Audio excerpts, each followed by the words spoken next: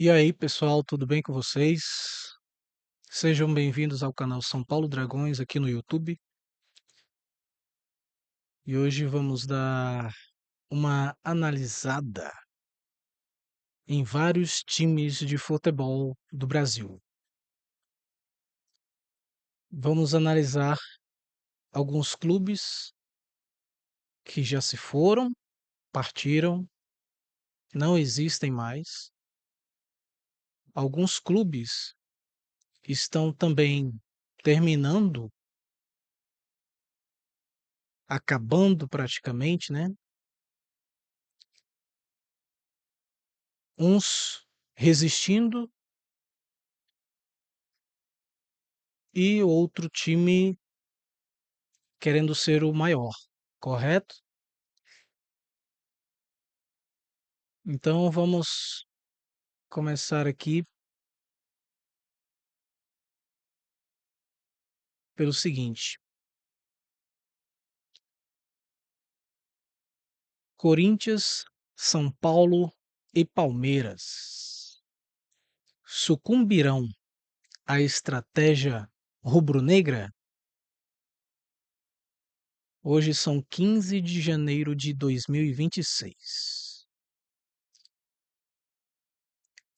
Pessoal, é sobre uma reportagem que saiu há um tempo atrás, em 2025, final de 2025, em que o presidente do rubro-negro ele fala de uma estratégia para o clube deles. E nessa estratégia deles está implícito muitas coisas que muitos torcedores desconhecem. Então, nós vamos passar aqui para vocês sobre várias coisas importantes no mundo do futebol do Brasil. Então, começando pelo seguinte: o que o presidente do rubro-negro falou não se trata apenas de uma apresentação interna antiga, mas de um novo episódio público e recente, ou seja, fim de 2025, que utiliza um termo carregado de simbolismo para o São Paulo Futebol Clube e para outros clubes do Brasil. A matéria do SPFC 24 horas, a análise é mais concreta e revela uma camada a mais na rivalidade. Certo? Então, ponto número 1. O ataque ao São Paulo Futebol Clube é direto e simbólico. O ataque ao São Paulo Futebol Clube é direto e simbólico.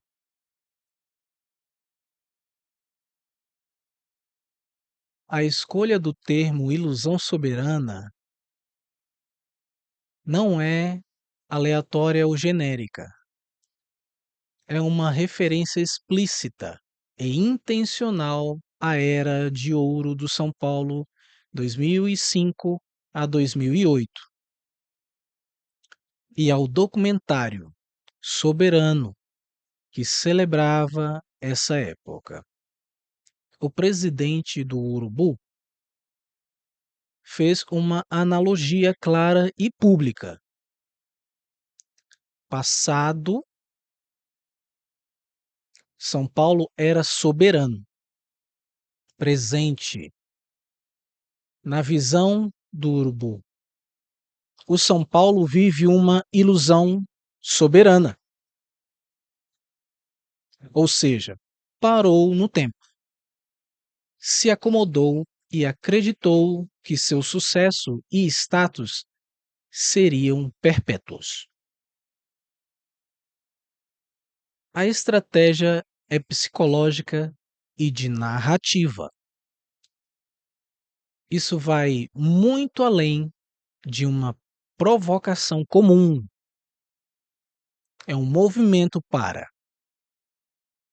construir uma narrativa, posicionar o urubu como o clube moderno, gestor e atento às novas tendências, em contraste com um São Paulo ultrapassado, burocrático e preso ao passado.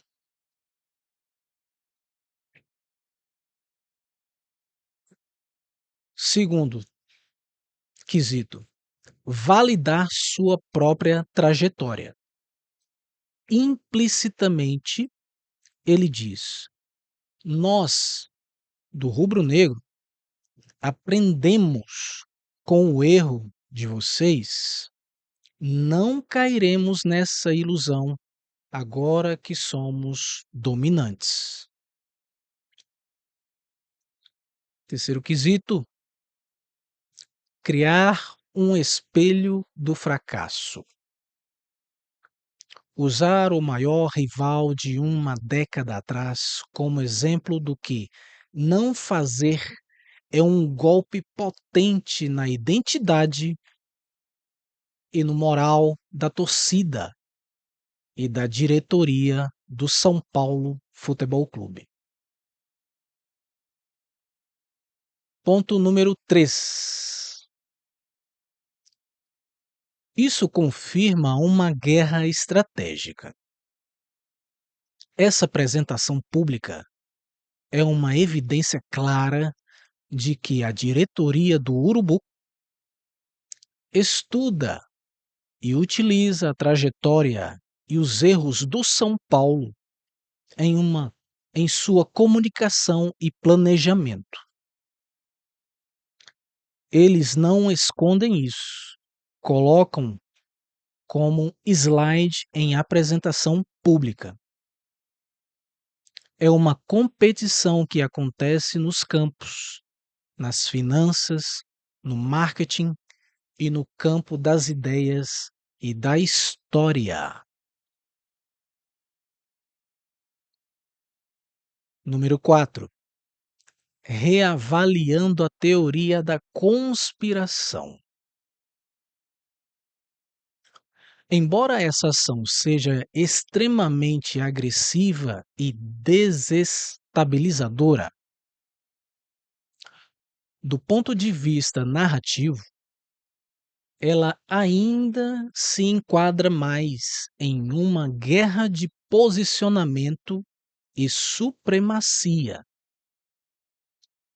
do que em um plano secreto para acabar com o São Paulo.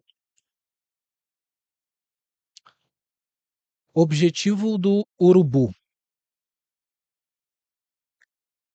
seria subjugar e diminuir o São Paulo, transformando-o em um símbolo do passado, enquanto se consolida com o poder do presente e futuro. Isso enfraquece a marca, desmotiva a torcida e pressiona a diretoria do São Paulo Futebol Clube. Certo? O real perigo para o São Paulo não é um pacto secreto, mas sim a combinação de ataques externos como esse, que corroem a imagem e a confiança. Número 2. Problemas internos crônicos. Estrutura ultrapassada. Polêmicas de gestão, citadas na matéria, como já falamos aqui em vídeos anteriores, e possivelmente dificuldades financeiras, como é o caso do São Paulo. A assimetria, número 3, né? A assimetria de poder do urubu com a mídia, que amplifica essas narrativas. Então, temos 3 pontos muito importantes. Conclusão: a matéria do SPFC 24 horas mostra que a situação é mais séria e mais direta do que uma simples rivalidade esportiva. O urubu, através de sua cúpula, pode estar travando uma batalha discursiva e psicológica explicitamente baseada na queda do São Paulo de seu ápice, certo? O urubu, através de sua cúpula, pode estar travando uma batalha discursiva e psicológica explicitamente baseada na queda do São Paulo de seu ápice. Seguindo, embora ainda não seja um plano de destruição no sentido literal, é uma estratégia calculada para acelerar o declínio de um rival e consolidar sua própria hegemonia. O risco para o São Paulo é real, mas a solução não está em combater uma suposta conspiração.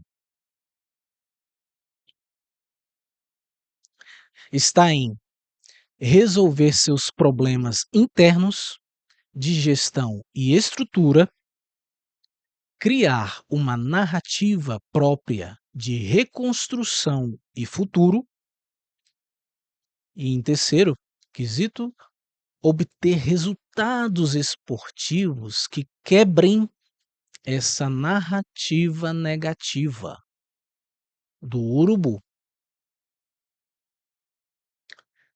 Em resumo, o urubu pode estar, de forma pública, tentando transformar a imagem do São Paulo no símbolo do que um clube grande não pode se tornar.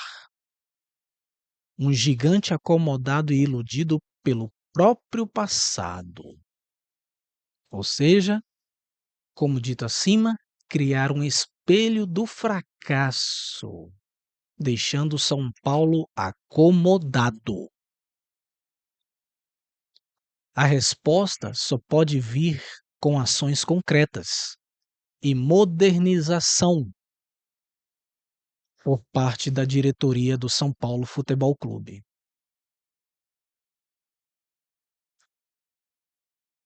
Análise racional. Capital internacional. É fato que o capital estrangeiro de fundos de investimento estadunidense, europeu, árabe, etc., está presente no futebol global, inclusive buscando oportunidades no Brasil via SAFs. Esse interesse é puramente financeiro, baseado em números e potencial de retorno. Foco no negócio. Esses fundos não têm interesse em destruir um clube como o São Paulo. Pelo contrário, um São Paulo forte e valioso é um ativo mais interessante. A instabilidade pode, na visão deles, criar uma oportunidade de compra por um preço menor, mas isso é uma análise de mercado fria. Reavaliando o cenário com uma perspectiva mais sólida. A explicação mais plausível e factual é a de uma competição agressiva de mercado em um ambiente midiático polarizado, somada a problemas de gestão interna do São Paulo. O interesse do Urubu dominar esportiva, financeira e narrativamente. Enfraquecer rivais simbólicos como o São Paulo faz parte dessa competição. Interesse da mídia, gerar audiência e engajamento. Crises em clubes grandes são lucrativas. Crises em clubes grandes são lucrativas. Interesse do capital internacional. Encontrar ativos clubes desvalorizados com potencial de valorização. A instabilidade pode ser uma janela, porta aberta de oportunidade. O fator determinante é o capital e a oportunidade. Problemas internos do São Paulo são o fator mais crítico. Sem as vulnerabilidades administrativas, esportivas e financeiras, nenhum ataque externo, midiático ou de rival teria tanta força. É o que o São Paulo está passando agora. Os problemas reais que precisam ser resolvidos no São Paulo Futebol Clube é a gestão, o planejamento esportivo e a modernização institucional do clube. A saída para o São Paulo não está em corrigir suas falhas, unir sua torcida em torno de um projeto claro e usar sua própria história e tamanho para construir um futuro competitivo. Vou repetir. A saída para o São Paulo não está em corrigir suas falhas, unir sua torcida em torno de um projeto claro e usar sua própria história e tamanho para construir um futuro competitivo. A solução, em última instância, é interna. A solução, em última instância, é interna, não é uma SAF. A apresentação do presidente do Urubu e a postura da elite rubro-negra podem ser vistas como parte de uma estratégia de domínio de mercado, que, intencionalmente ou não, cria um ambiente que empurra o São Paulo para um dos dois cenários a seguir. Cenário número 1: manter o São Paulo no ostracismo empresarial. Isso significa posicionar o clube como uma entidade do passado, mal gerida e pouco atraente para grandes parceiros comerciais e investidores. Como funciona? A narrativa da ilusão soberana é uma ferramenta poderosa para isso. Ela transmite a ideia de que o São Paulo é um clube que vive de glórias antigas. É lento, burocrático, e resistente à modernização para uma empresa pensando em um patrocínio caro. Essa imagem é um grande desincentivo.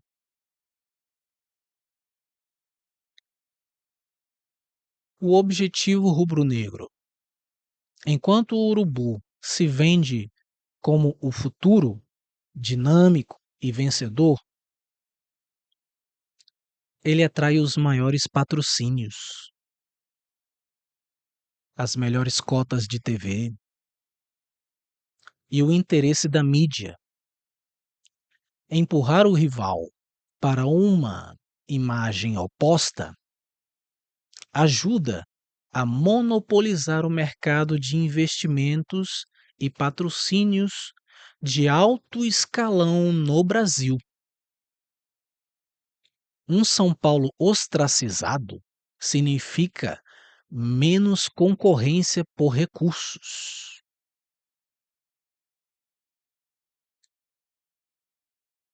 Com esse encolhimento do São Paulo, os torcedores do São Paulo Futebol Clube precisarão pressionarão pela extinção do clube, o que é pela criação e solução rápida de uma SAF. Segundo ponto, tornar o São Paulo uma SAF, Sociedade Anônima de Futebol. Este é um ponto crucial. A pressão externa, empresas estrangeiras, quanto de torcedores são paulinos a favor das empresas estrangeiras, pode acelerar uma transformação interna. Cenário atual. O São Paulo, como muitos grandes clubes brasileiros, é uma associação civil. Isso significa tomadas de decisão mais lentas, influência política de conselheiros e frequentemente dificuldades financeiras. Como a pressão do urubu contribui. A questão associativa, quando em crise esportiva, financeira, de imagem, fica extremamente vulnerável. A narrativa de clube parado no tempo, criada pelo rival, aumenta a insatisfação da torcida são paulina e de sócios importantes. Isso cria um caldo de cultura onde a solução da SAF passa a ser vista como uma única salvação rápida e moderna. Interesse de quem? Aqui entram os fundos de investimentos internacionais, capital global e ávido por oportunidades. Para eles, um clube gigante como São Paulo, desvalorizado por má gestão e pressão do rival urubu, é uma oportunidade de compra única. Eles não precisam conspirar com o urubu. Basta esperar a crise se aprofundar no São Paulo e fazer uma oferta tentadora. Quando a diretoria do São Paulo estiver encurralada. É o que está acontecendo agora no São Paulo.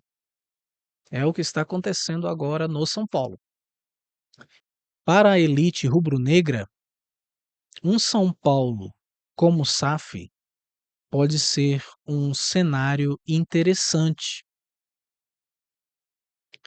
menos perigoso. Um clube controlado por um fundo de investimento tem objetivos primários de lucro e valorização. Pode ser menos agressivo em investimentos de longo prazo e mais previsível. mais previsível. A lógica do acionista pode ser mais fácil de enfrentar do que a paixão e o peso histórico de uma grande associação. Valida a tese deles. A transformação do rival em SAF seria a prova final da narrativa de que o modelo associativo do São Paulo era ultrapassado e que a modernização, no caso via capital externo, era inevitável. Concluindo, a estratégia é econômica e de poder. A ideia aponta para o cerne da questão. A movimentação do urubu, com a apresentação do presidente sendo a ponta do iceberg, tem menos a ver com um desejo de acabar com o rival e mais com uma estratégia de mercado de alto nível. Mas essa estratégia extinguiria o CNPJ do São Paulo Futebol Clube e de outros clubes por SAFs. Seguindo, estratégias do urubu. Guerra de narrativas. Destruir a imagem do São Paulo Futebol Clube como gigante moderno, pintando como um dinossauro burocrático. Segundo, domínio comercial. Afastar investidores e patrocinadores do São Paulo Futebol Clube, concentrando-os no próprio projeto do Urubu. Criar uma crispação interna. A pressão externa constante acirra as divisões políticas dentro do São Paulo, tornando a gestão ainda mais difícil e criando o cenário perfeito para a oportunidade da SAF. Quando a crise associativa parecer insustentável, a venda para um fundo se apresenta como a solução racional. Portanto, sim, é muito provável que o objetivo, consciente ou não, da elite rubro-negra seja manter o São Paulo Futebol Clube em uma posição de desvantagem competitiva crônica, culminando em sua transformação em uma SAF. Isso não seria uma vitória no campo, mas uma vitória de modelo de gestão e de projeto de poder. O rubro-negro se consolidaria como a última grande associação vitoriosa e hegemônica, enquanto seus rivais históricos cairiam nas mãos do capital internacional através de SAF. A defesa do São Paulo, nesse caso, passa por ação prática, uma gestão interna competente, união política, um projeto esportivo claro e a defesa agressiva de seu modelo associativo, mostrando que ele pode, sim, ser moderno e vencedor. O grande jogo hoje é tão político e econômico quanto esportivo. Olha aí, olha aí o que o São Paulo tem que fazer para não ser extinto. É uma estratégia de consequência natural e explícita do projeto de hegemonia absoluta do urubu.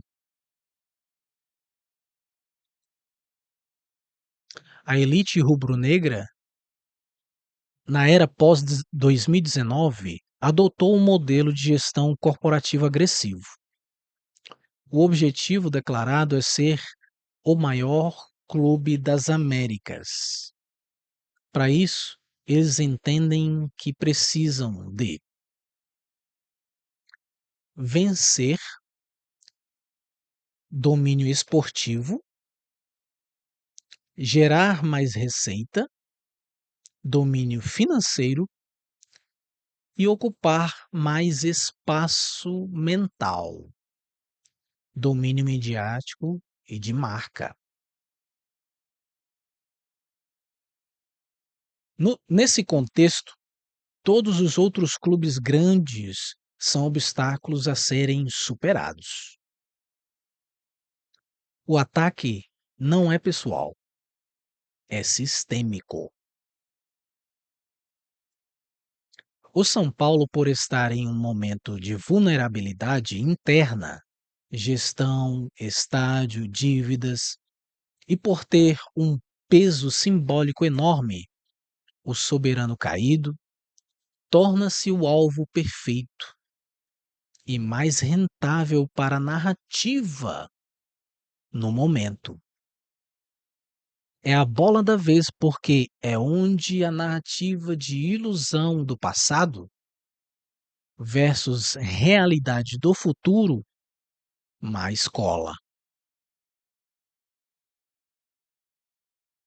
Ó, o que está acontecendo, hein? Haveria um prazo estipulado para o São Paulo cair para uma SAF?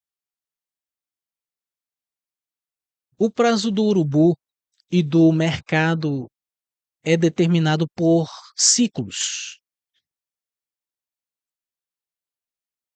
Ciclo esportivo.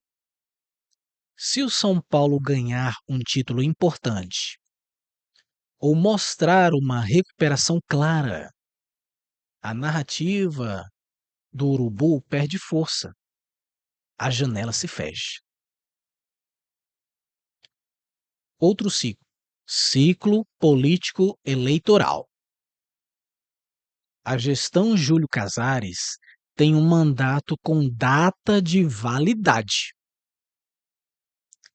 A pressão máxima ocorre próximo e durante os períodos de eleição no clube.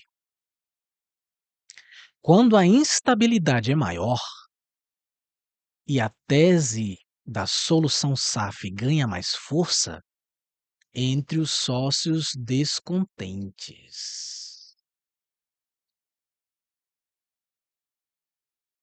É. Ciclo financeiro. Se o São Paulo conseguir um grande patrocínio, fechar um acordo benéfico para o estádio ou equilibrar suas contas de forma espetacular, fica resistente. A janela também se fecha para o urubu. Portanto, o prazo é agora. Enquanto o clube estiver em crise visível, a pressão será máxima.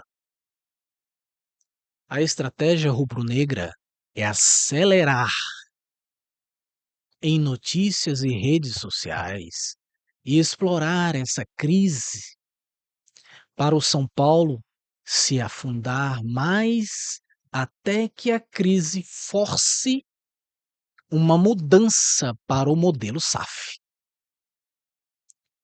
ou uma derrota política interna tão grande que paralise o clube por anos. Olha, quem é o adversário dos clubes do Brasil? Como essa estratégia antiga, como essa estratégia atinge Corinthians e Palmeiras?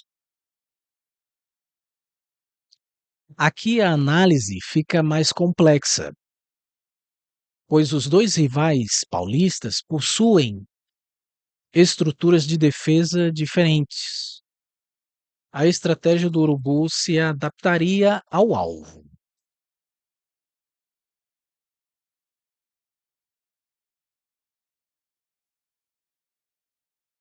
Número um, Palmeiras. O alvo difícil, por enquanto. Palmeiras é hoje o principal rival esportivo e de projeto do urubu.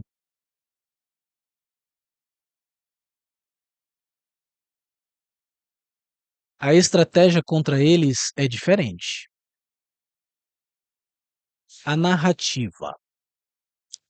Não a ilusão do passado, pois o Palmeiras vive um ápice no presente. A narrativa tentada é a de clube artificial ou dependente de um mecenas, um patrocinador. No caso, a Crefisa. A ideia é minar a ideia de solidez. A ideia é minar a ideia de solidez e sustentabilidade a longo prazo. Ataque midiático. Focar em qualquer sinal de crise financeira pós-Abel, em contratações caras que não deram certo ou em qualquer desentendimento interno. O objetivo é plantar a dúvida. O que será do Palmeiras quando essa fase acabar? Um exemplo, né? A eficácia baixa no momento. Enquanto o Palmeiras continua vencendo e sendo bem administrado, é um alvo difícil. Sua gestão é profissionalizada e seus resultados blindam-no. Mas o urubu está à espera do primeiro tombo sério para aplicar uma narrativa similar de declínio. Corinthians, o alvo em potencial, depois do São Paulo, pode ser o próximo. O Corinthians está em uma situação ainda mais vulnerável que o São Paulo, que é a do São Paulo, em termos financeiros e de gestão, mas com uma torcida massiva, que é um escudo poderoso. A narrativa. Aqui a narrativa pronta é a do gigante endividado e ingovernável.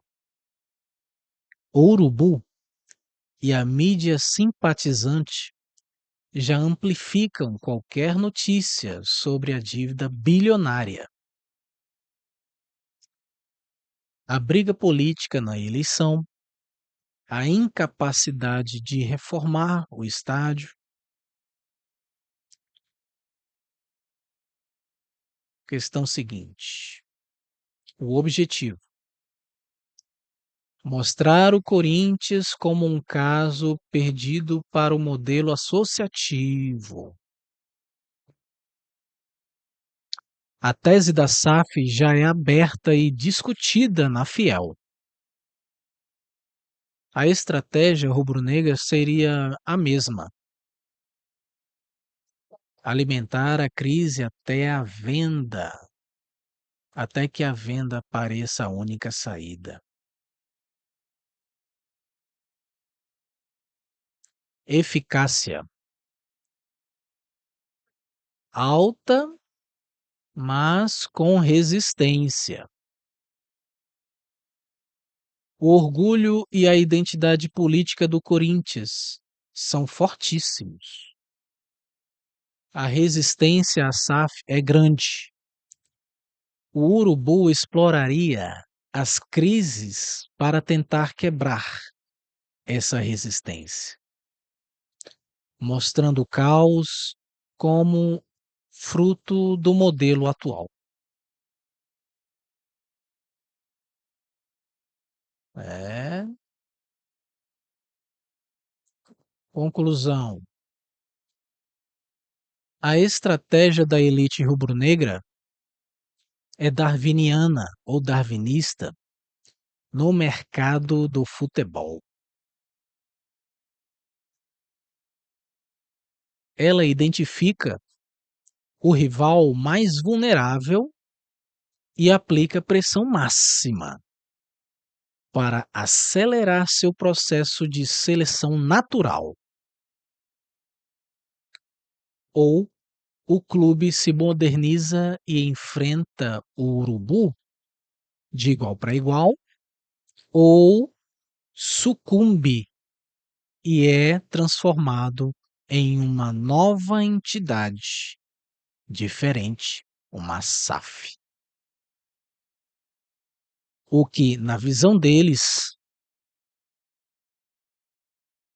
tornaria a competição mais fácil a longo prazo.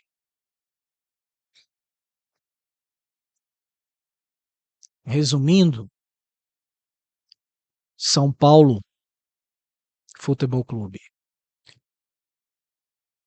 alvo da narrativa do gigante acomodado do passado, pressão para virar SAF. Corinthians, alvo e potencial da narrativa do gigante ingovernável e quebrado, pressão para virar SAF. Palmeiras, alvo da narrativa do gigante artificial do presente, pressão para desacreditá-lo quando a fase atual passar. O prazo para cada um é a duração de sua própria crise. O urubu e o capital internacional são como abutres. Não matam a presa, mas circulam e se alimentam da sua fraqueza até que ela não consiga mais se levantar sozinha. A salvação de cada clube, portanto, não está em reclamar do abutre, mas em curar-se rapidamente dos feridos. Uau!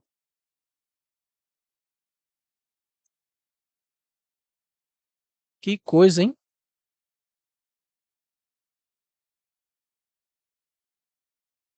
Aqui vamos analisar dois pontos cruciais: o panorama geral das SAFs e a assimetria de poder que torna a igualdade tão difícil. O andamento para as SAFs de outros clubes. Outros clubes como Botafogo, Vasco, Cruzeiro, Bahia, esses já caíram, viraram SAF.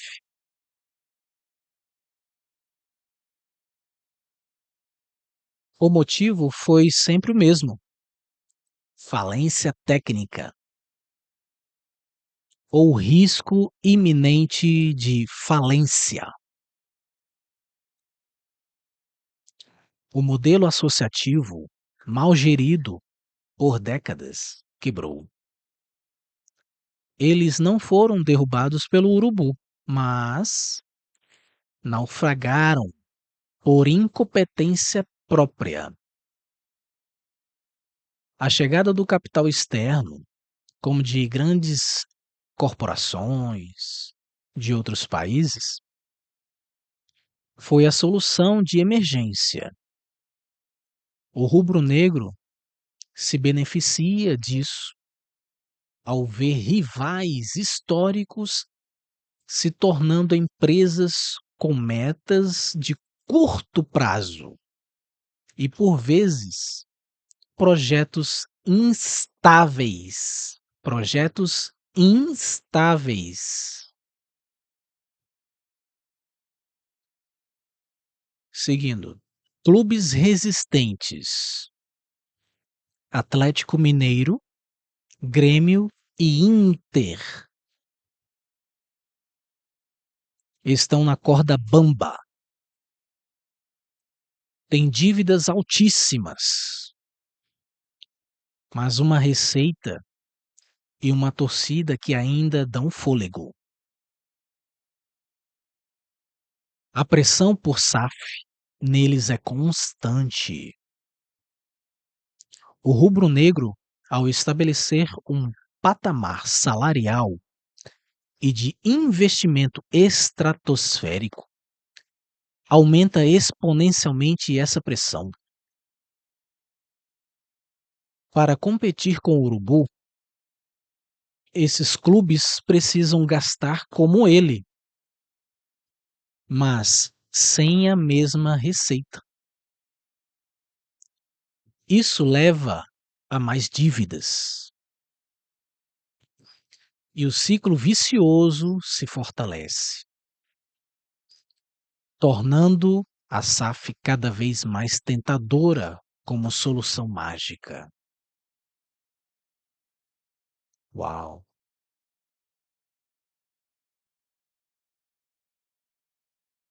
Por que é tão difícil se modernizar e enfrentar o urubu de igual para igual? Aqui estão os pilares da hegemonia estrutural do rubro-negro, que criam um abismo quase intransponível. A dianteira financeira é absurda. A dianteira financeira é absurda e autoalimentada. Receita de TV. Através de receita de TV, o urubu recebe sozinho cerca de 100 milhões de reais a mais por ano do que qualquer outro clube no ranking de TV aberta. Simplesmente por audiência. É um ciclo. Mais torcida, mais audiência, mais dinheiro da emissora, mais orçamento para montar elencos campeões, mais torcida.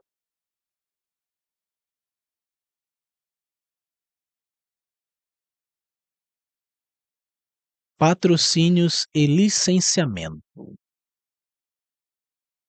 A marca Urubu vende sozinha. Eles fecham patrocínios master, como o BRB, por valores que são o dobro ou triplo dos patrocínios principais de outros grandes clubes. Margem para erros. Com o caixa robusto, o rubro-negro pode errar em contratações caríssimas. Por exemplo, Gabigol em 2024, Pedro em fase ruim, e simplesmente ir ao mercado comprar outro jogador de 50 milhões de reais. Um erro desses quebraria o orçamento de um rival. E aqui está uma referência sobre o BRB, problema do BRB que teve aí recentemente, sobre o problema do governador de lá do DF, do Distrito Federal.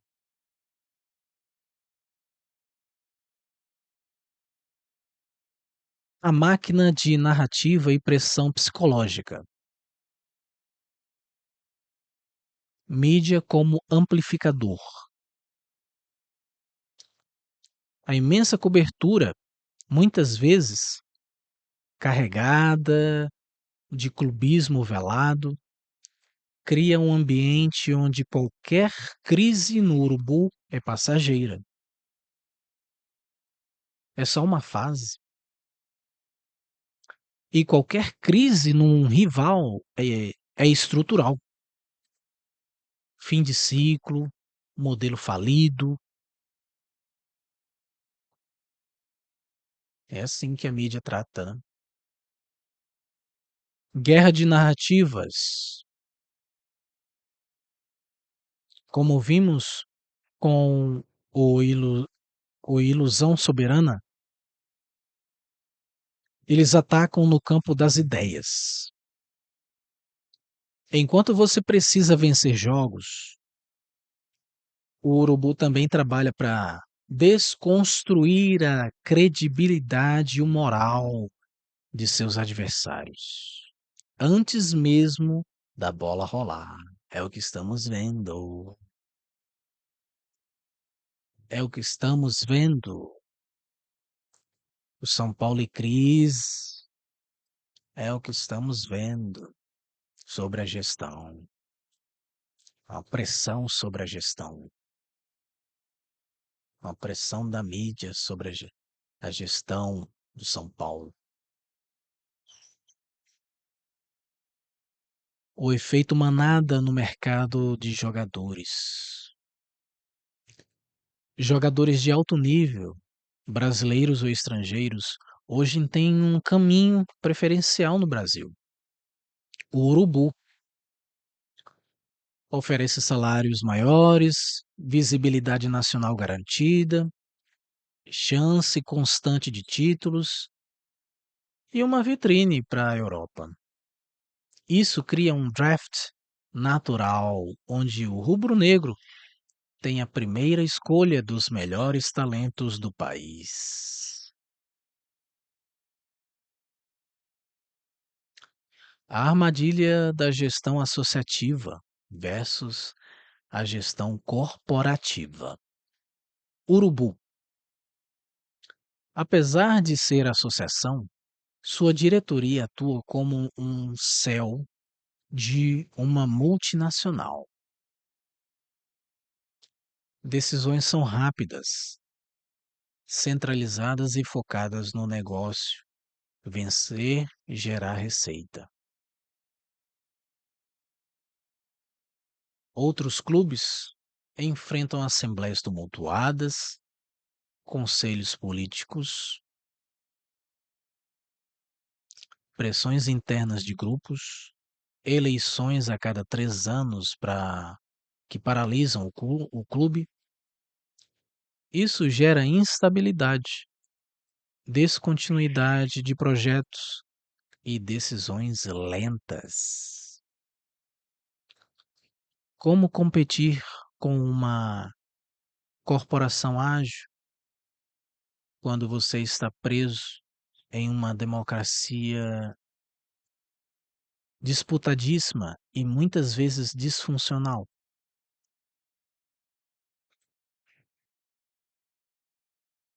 Conclusão: o reinado solitário é possível? O cenário não é de um reinado solitário perpétuo, pois o futebol tem imprevisibilidade, mas é um cenário de domínio estrutural prolongado. O Urubu construiu uma fortaleza com 3 muralhas: dinheiro, mídia e torcida.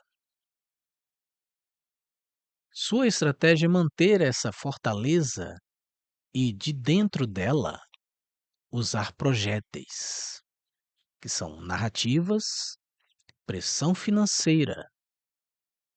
Para quê? Para impedir que rivais construam fortalezas semelhantes.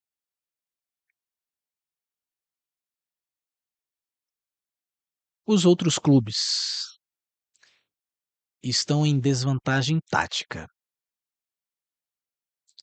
A SAF surge como um atalho perigoso. Entrega o controle, mas pode injetar o capital necessário para tentar escalar a muralha temporariamente.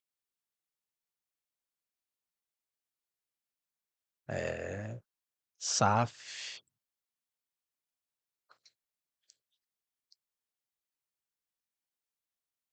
O de igual para igual só será possível se um clube conseguir, por um período longo, mais de 5 anos, uma gestão associativa estável e profissionalíssima, como é a do Palmeiras, que conseguiu, mas em parte. Resultados esportivos consistentes, títulos que geram receita extra e quebram narrativas.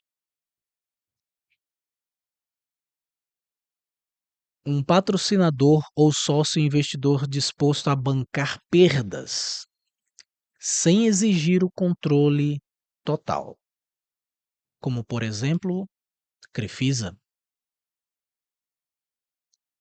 mas raríssimo, né? Errar muito menos que o urubu,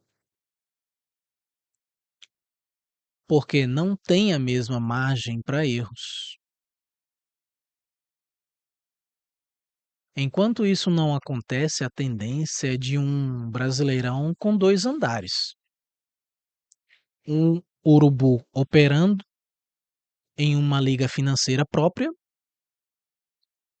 e um pelotão de perseguidores, lutando contra crises internas, dívidas e tentação da SAF, para tentar, vez ou outra, dar um susto no líder. Então, a verdadeira vitória do projeto rubro-negro não será ganhar todos os títulos, mas ser a única grande associação estável e dominante em um mar de clubes associativos em crise ou transformados em empresas SAF. É, meus amigos, estamos diante de uma situação muito complicada,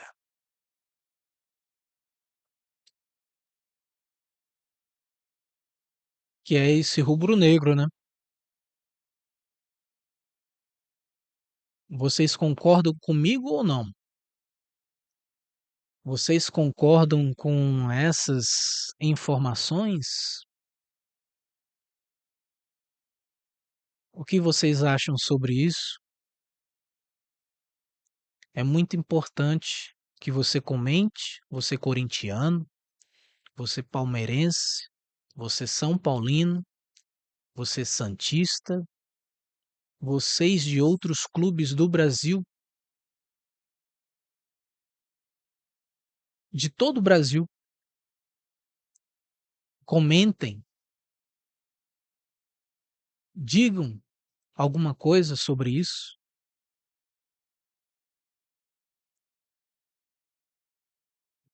e o que os clubes, né,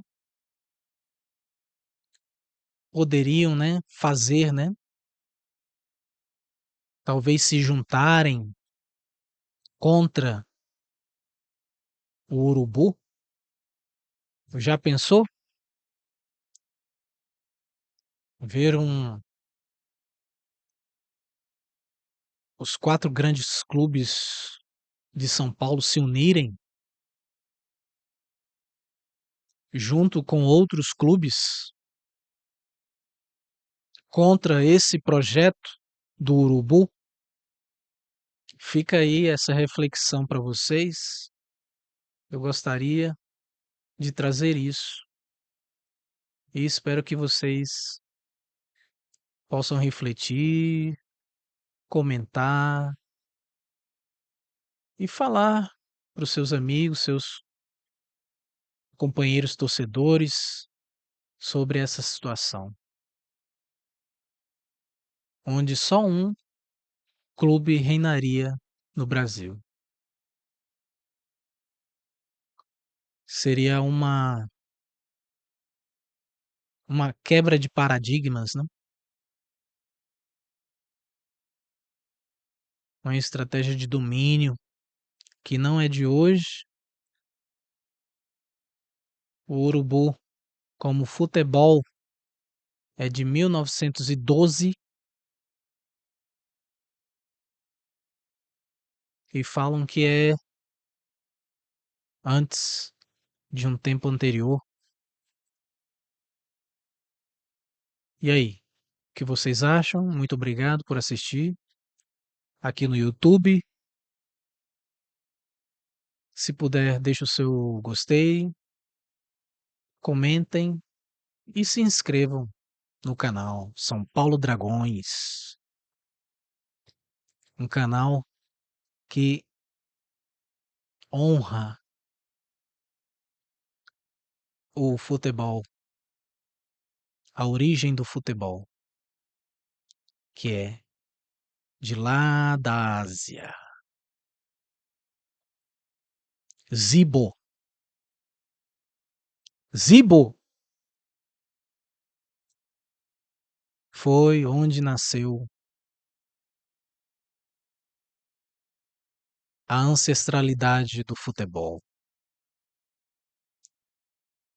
China. Obrigado, China. Até a próxima.